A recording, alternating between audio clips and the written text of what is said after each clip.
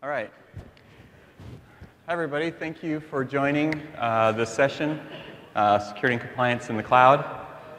I'm glad you all joined. There's so many awesome things to see here and sessions to attend.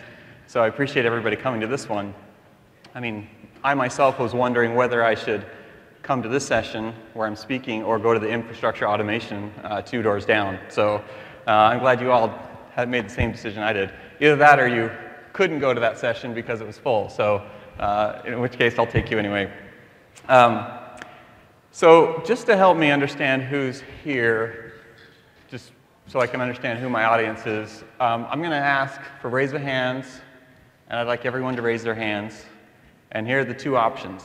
Number 1, you are really curious to know how we, AWS, manage our security, so you can feel better about that. Or number 2, you have to figure out in your company or for your customers how to manage security and compliance in the cloud once you've moved there. So first group, people who are really curious about us, what we do.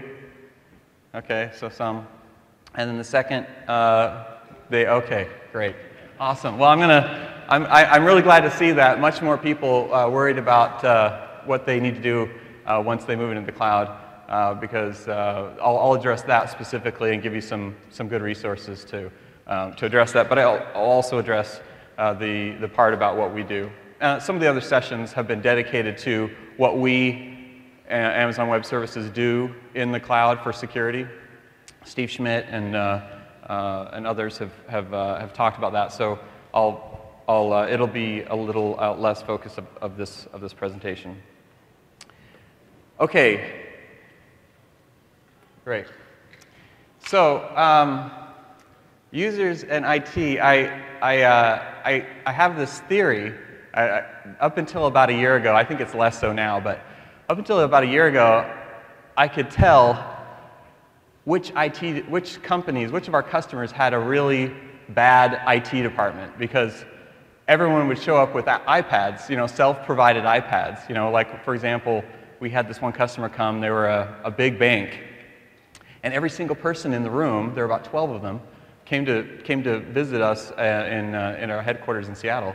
Every single one of them had an iPad, and they were self-provided iPads, like they had done it themselves. And I jokingly remarked, so it looks like you don't need IT after all. Well, they actually said, well, Chad, actually you're right. The only reason we have these iPads is because our IT department can't provide what we need, and so we're just going to do it ourselves. And it's less so now as more companies accommodate mobile devices and bring your own devices in the past year or so. But at the time, I was making mental note and asking my customers who had a proliferation of iPads and other tablets, like, wow, that's interesting what you've done to basically circumvent your own IT department to get you the computing needs that you have, meet your needs. And so I think the same is for cloud computing right now. I see a lot of customers and within their organization, there's a bunch of people using the cloud kind of on an unauthorized way. They're saying, you know what, security and compliance and policymakers, they can't figure this out, or they make a policy that says no cloud computing, no using the cloud, and they just do it anyway. So I am curious to know, unofficially, who here is in that situation where some people are using it in your environment and you don't really know to what extent that's being used? Anybody? Okay, just a couple. You guys are awesome. Great. I know some of you are not raising your hands. Maybe you just don't know, but we'll talk a little bit about this. I think that for AWS, I can help provide some aids for those of you who they understand that cloud computing is being used in the environment, and you need to know what to do about it. You need to know how to assess that, what's going on, how it's being used, and how to secure it. The primary target for everything I'm going to talk about, the primary audience really will be those of you who are trying to understand that, trying to adjust audit plans or create policies or figure out how to change your information security management system to accommodate the use of cloud computing for AWS. All right, so this is, the first step as a risk manager would be to get some industry guidance. This is just one of the folders I have on my hard drive that has cloud computing guidance. And I actually brought some too, so you can see kind of for at least 3 of them, kind of how thick these are. This is NIST's Procure Secure. It's about that thick. Here's NIST publication 800-144, Guidelines on Security and Privacy in the Public Cloud Computing. And then this, the biggest thud factor is the Cloud Security Alliance's security guidance for critical areas and focus in cloud computing.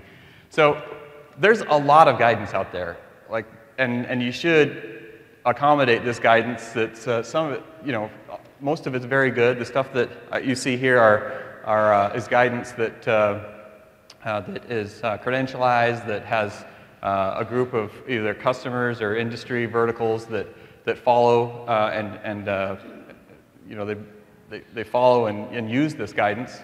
The only difficulty with all this guidance is the fact that it's pretty generic. I mean, especially, this is probably, in my mind, one of the most comprehensive guidance documents, the CSA doc, because it accommodates a wide range of uses and different scenarios in which you would use cloud computing. And that's why it's so thick, is because it's trying to accommodate any use or any cloud provider you may be using. The difficulty of using this is when you say, I am using AWS, so therefore what do I do? And you go to here, and you really do have to kind of sift through a lot of material and determine what is relevant to your use of cloud services, how it's fitting into your own environment. So there's endless complexities on how you would actually apply this guidance to your use of the cloud. There's a couple. I'll talk a little bit about this later, but there's a few customers that I've worked with that have dealt with this. One, a major food and consumer products company that basically created an assessment framework to assess cloud providers. And then another example is a large multinational institution that said, now that I'm using cloud computing, or I want to use cloud computing for AWS, how do I do that and remain compliant internally? So one of the themes of this presentation will be, I'm going to be talking about those 2 perspectives. 1, how to assess cloud providers, and 2, how do I assess what I as a customer am doing in the cloud, and how do I understand that?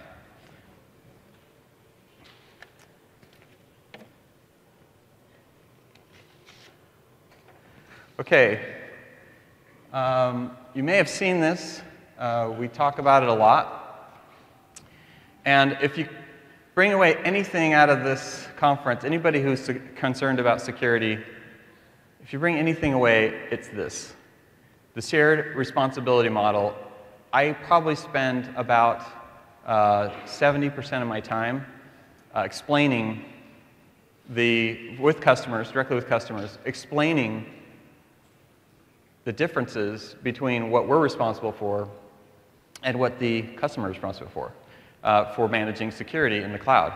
AWS, we're responsible for the physical hardware, the infrastructure, the data centers themselves, and the virtualization infrastructure, so the hypervisor. And then what other customers are, the customers are responsible for everything on top of that. I think many people here understand this, but understanding this completely will help you interpret documents like this a little bit easier. I mean, you basically can't interpret documents like this without understanding exactly what you're responsible for. Actually, the CSA does a good job of delineating the responsibility based on what services you're being provided by the cloud service provider.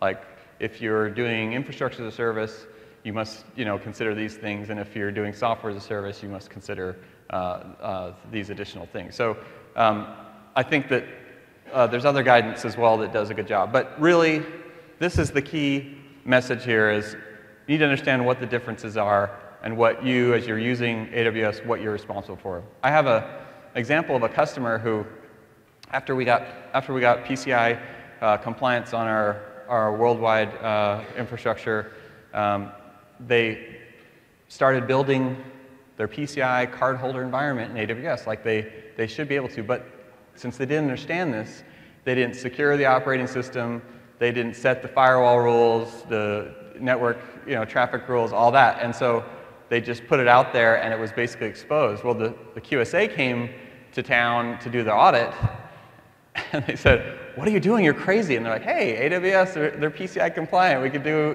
we could just put stuff on there and we're good, right?" And the QSA is like, "No, you don't get it." So we actually created, for people like that, we created a document for PCI that goes through each of the PCI data security standard controls and document exactly what AWS is responsible for and what the customer is responsible for each individual control.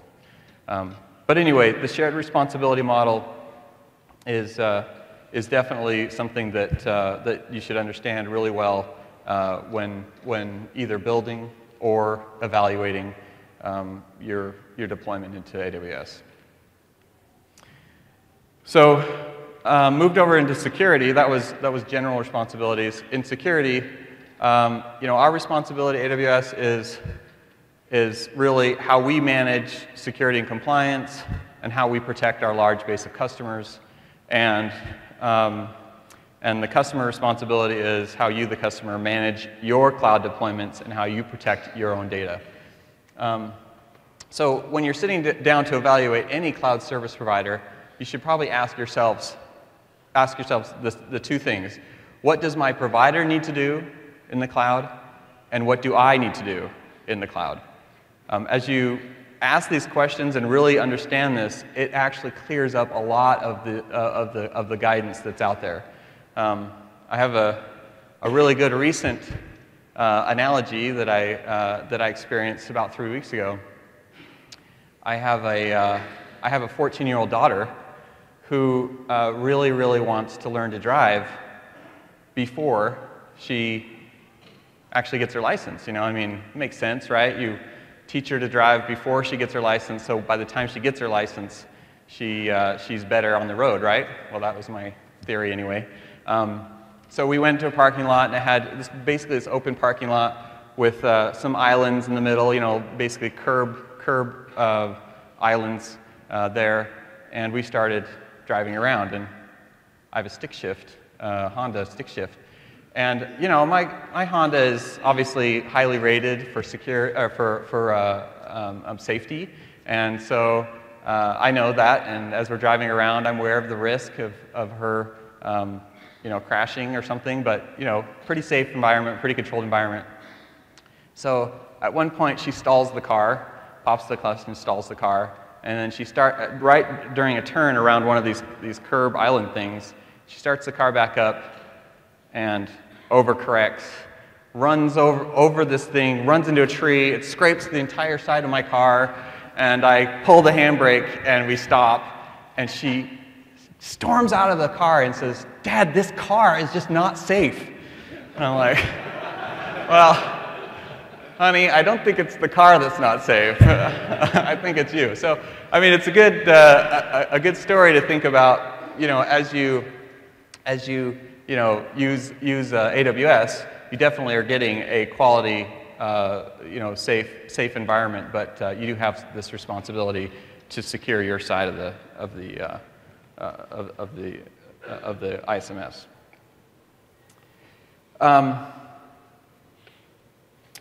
So I'm going to look at some of the major just to give this perspective of, remember, we're going back to what I need to do versus what my cloud provider needs to do, I being a customer. So these three documents that I showed you, I'm going to kind of go through and show you the perspective. If you look at this in this perspective, like I said, it really clears up what exactly you need to do here. So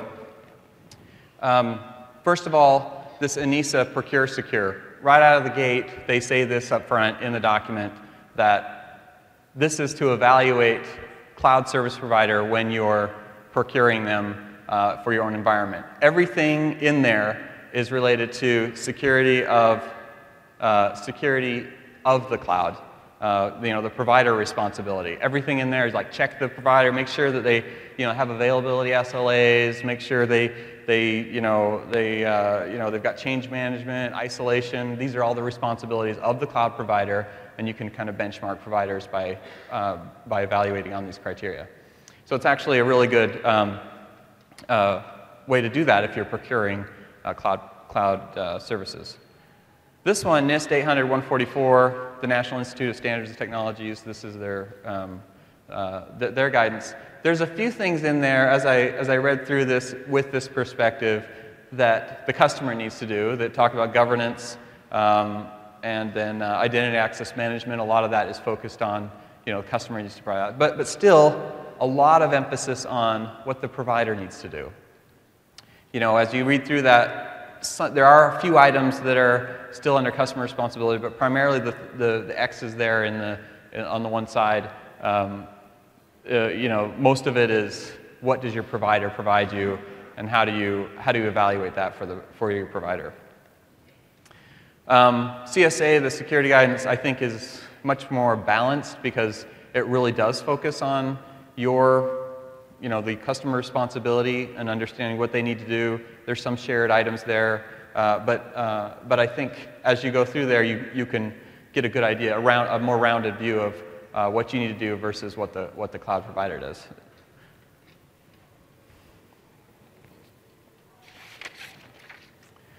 Okay.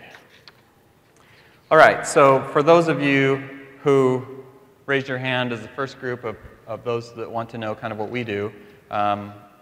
This is a slide from, if anyone went to Steve Schmidt, our CISO's presentation, some of the content from his slide.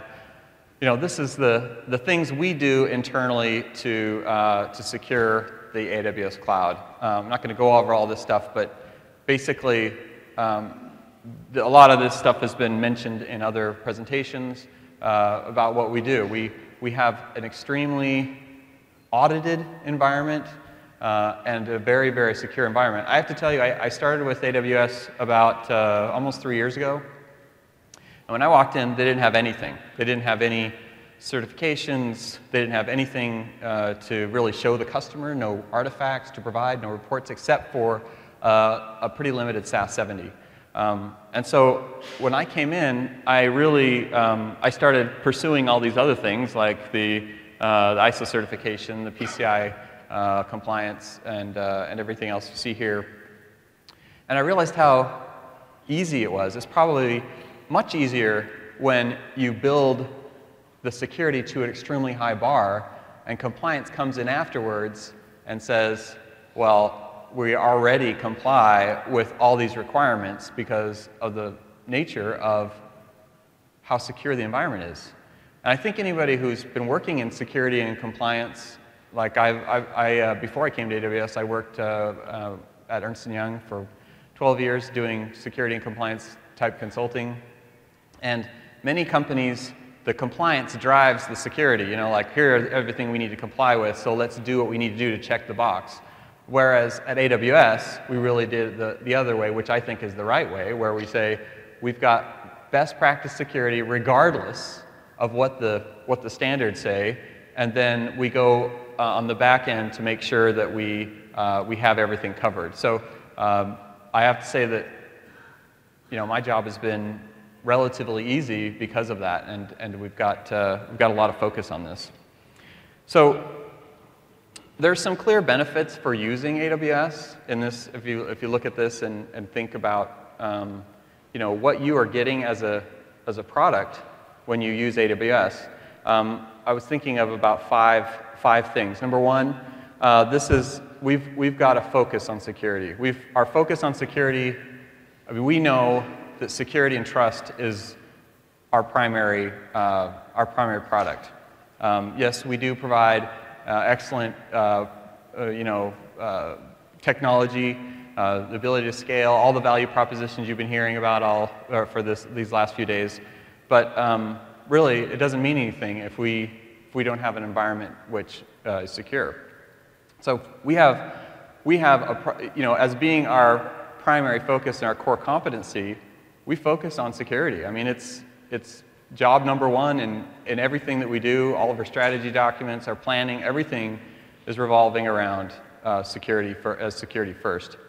Number two, funding. I mean, we're not like a typical. Our security organization is not like a typical organization where it's kind of like a cost center because of the role that security plays. It's really a well-funded, well-supported function, partially because we have this really giant retailer that uses us and demands that kind of security. Anybody, a small company, big company using AWS can take advantage of all that investment that's been put into that. The third one is comparative simplicity. What we're providing, if you look at a pyramid of an inverted pyramid or whatever, what we're providing, it's just the infrastructure and the hypervisor layer. So what we need to focus on and what we need to really master and what we need to be the best at in the industry is really a smaller part. So comparatively to the entire stack of what you might need to manage a workload or an application, it's relatively small, and we can more easily focus on that. And fourth, we're audited. I mean, we are audited so many times over in so many different ways. I mean, besides everything you see here, we have internal reviews, internal audit.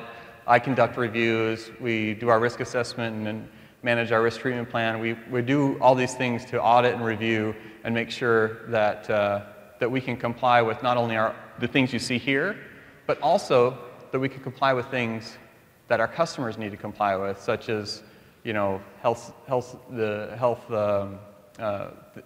companies subject to the life sciences regulations, our financial industry customers. These customers have regulations that they need to comply with too. So what we're doing here is we're trying to get a base of documentation and certifications and validation and audits that will meet the needs of a very wide range of customers.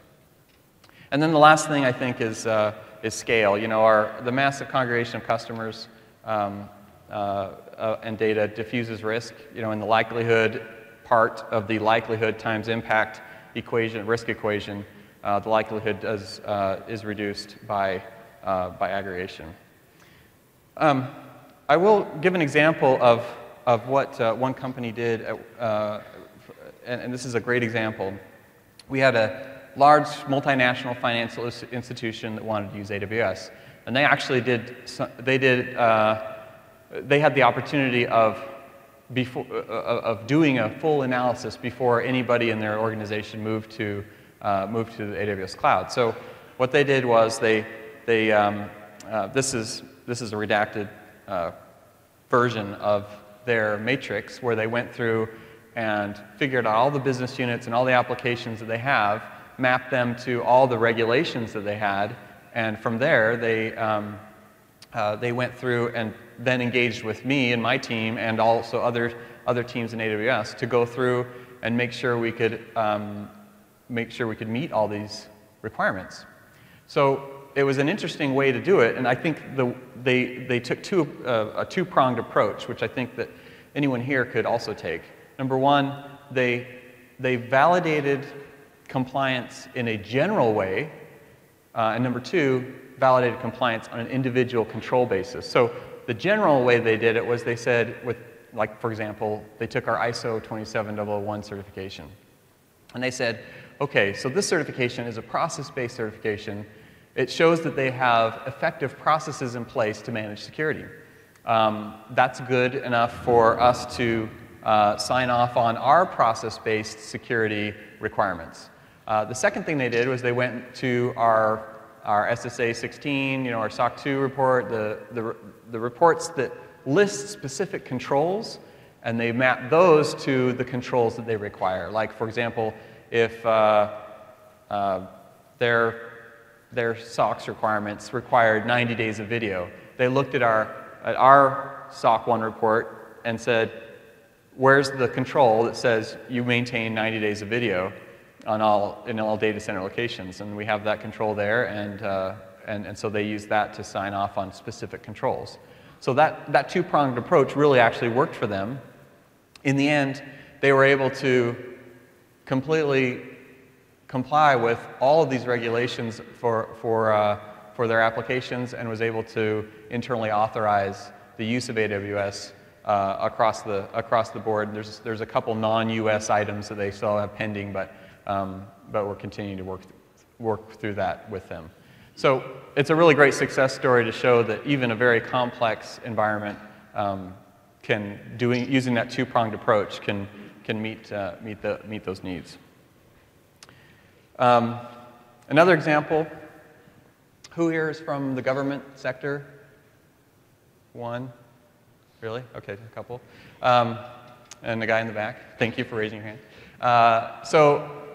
I'm just going to give you a FISMA primer. The Federal Information Security Management Act has a requirement for government agencies to basically ensure that this NIST 853 control set is met for any system that they use. So whether they do it internally or they use external providers, they have to validate, and for each one of these domains, there's a bunch of controls. They have to validate that whatever system they're using, that these controls are met across the board. So it's by far our hardest thing that we have to do. It's very extensive. The audit is extremely thorough. Some of our auditors are here in this meeting, so thorough. I love my auditors. We really do have a great relationship with our auditors, and it's extremely complex. But so the challenge is to get all these government agencies to manage security, this wide range of security controls, in a comprehensive way. It's really difficult, and it takes a lot of time and effort and all of our tax money at work to get it right. So there was a really good success story. The Center for Disease Control and Prevention, CDC, it's a Department of Health and Human Services department, and they had this BioSense program, an application that it was an integrated system of nationwide biosurveillance for early detection and prompt assessment of potential bioterrorism-related illnesses. So a pretty darn important application. They wanted to get this in AWS, and they did it. I mean, if I go back, they had to go through all these controls and ensure that the entire stack, application all the way down to infrastructure, was compliant with these. And they went through the process. We worked with them directly on this, and they're very successful in doing it. So, I mean, even in a highly regulated government agency who has a wide range of requirements, the controls, the audits, the verification that we do, the reports that we provide can help you meet those needs. Okay, let's move on to the other side, and that is the security features of AWS controlled by you. I'm not going to go through all this. I think that some of the other sections have addressed this. Jim Scharf did an identity and access management section on just identity and access management and gave some good examples there. There's a lot of things here you can do. These are a lot of things we provide to you to effectively manage security. Not only when you're using AWS through the console, but also to integrate with your existing identity systems and your and other access control or security tools that you're using. So there's a lot of content, a lot of features here that you can use. I have this experience. There was a bank that was getting audited by their regulator. There's 3 major banking regulators, and one of them was going to do their audit and said, where are you keeping your backup? Where are you keeping your backup and recovery? In a bank audit, it's common for them to look at the infrastructure and everything that's sitting on it and review their policies and procedures. And they came and said, tell me about your backup and recovery. And they said, well, we use AWS to back up all our stuff onto S3. And they said, AWS? Well, I need to go talk to AWS. So they came to us, and we talked to them. I mean, first of all, a bit of surprise from us, like all of a sudden a regulator comes knocking on our door, and basically, the regulators, they get whatever they want. They're actually really easy to work with because they're not bullies, but they really do get everything they want. They can come in and ask for anything. They can ask for privileged documents. They can ask for whatever. So they came in and we explained first off the customer responsibility, AWS and customer responsibility. We discussed that in detail. It was a week-long audit, and we discussed it for a full day, basically, to really go over more of the details, and they were aligning it to whatever they had to assess us or assess their bank against. At the end of the day, I mean, the banking regulators, they're used to seeing, servers in the back closet of the credit union or something, So they loved our environment. They said, you guys are awesome. Now, what my real concern is, you've got all this stuff that the customers can do. How do I perform an audit on my banking, the banks that I need to audit? How do I make sure they're doing this properly? And when they first asked us that, I was thinking about it going, we really don't have anything that helps someone like a regulator audit the use of AWS. And we have all the security guidance. We've got the white papers, the risk and compliance white paper, the security white paper. There's all the architecture documents. There's a lot of stuff out there. But there's nothing, at the time, there's nothing that we had that you could give to a regulator and say, okay, well, whenever you're going to audit somebody who's using AWS,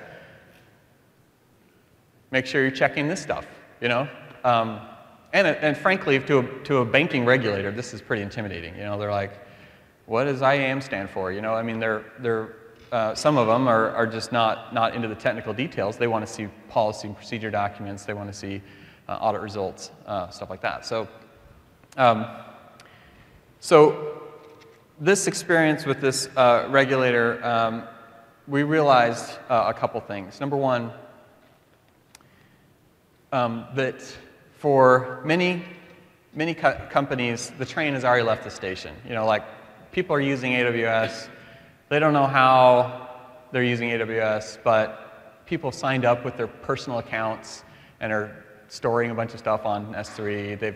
They're spinning up instances because the 9-week or 15-week procurement cycle to get a server is way too long, and it's only going to be a couple $100 a year to run your own server. Anyway, we realized that for many companies, the train really has left the station, and there's a lot of people in a situation where they have to catch up with that train and figure out what to do. The same way as I referred to earlier about the iPads. I mean, how many here are aware of, or really close to those who had to play catch up with bring your own devices? I mean, I saw a lot of that stuff going on when people were all of a sudden using iPads and using their mobile devices to download company data and sending stuff unencrypted over who knows what networks and things like that. So it's the same situation we're at, where you might be in a situation where you have to play catch up. So for those two types of people, those who are ahead of deploying AWS, and those that are trying to play catch up, we decided to develop something near and dear to my heart. I am a CPA, and so I associate. I mean, the CPAs that I work with can really understand this kind of thing that we're going to develop for them. But we're developing. We're almost done with it. We have yet to clear it with all the legal teams, but we're developing this document called Auditing AWS. So for these topics here, governance, IAM user groups and roles, secure data, that's secure data at rest, and secure data in flight, securing the OS and applications, secure infrastructure, all these things, security monitoring, alerting, audit trails. These are all things that, as an auditor or a risk manager, you need to make sure that you're accommodating somewhere in your audit plans, so or assessment plans. There was one. I did have another example of the food company I was discussing. They created an assessment program where they took all the things that they need to be compliant with, and they created an assessment program that they would go assess all the cloud service providers. They went ahead and did that and assessed like 42 or so cloud service providers and benchmarked them all. I know maybe some of you were like, hey, I'd like that document, but it was just, I mean, it's so specific to their needs that it really wouldn't apply anywhere else. Otherwise, we would see what we could do to leverage it. But this part of it, assessing your use of AWS, is that second part where you can go in and, the auditors of your company or your risk managers or the people creating policies, they would need to go in and modify policy. They need to modify their audit plans. They need to ensure that